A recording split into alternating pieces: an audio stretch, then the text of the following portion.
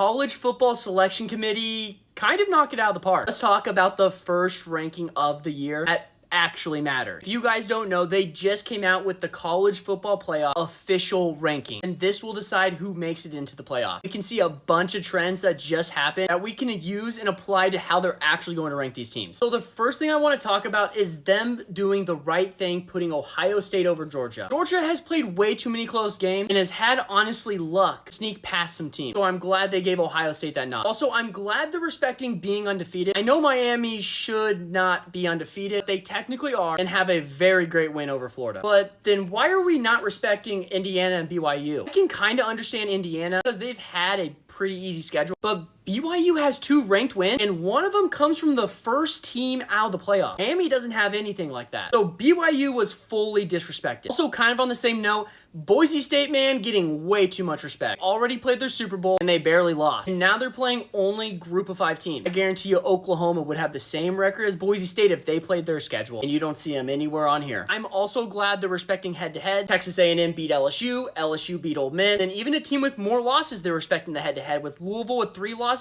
over 2 lost Clemson. And finally, along with Boise State, Washington State, probably too much credit for how weak their schedule is. But what this shows, that you Washington State fans out there is a chance you guys can make it. We're not too far off from being in the playoff. Let me know what you guys thought of this first rankings for the College Football Playoff Committee, because I think for the most part, they did a very solid job.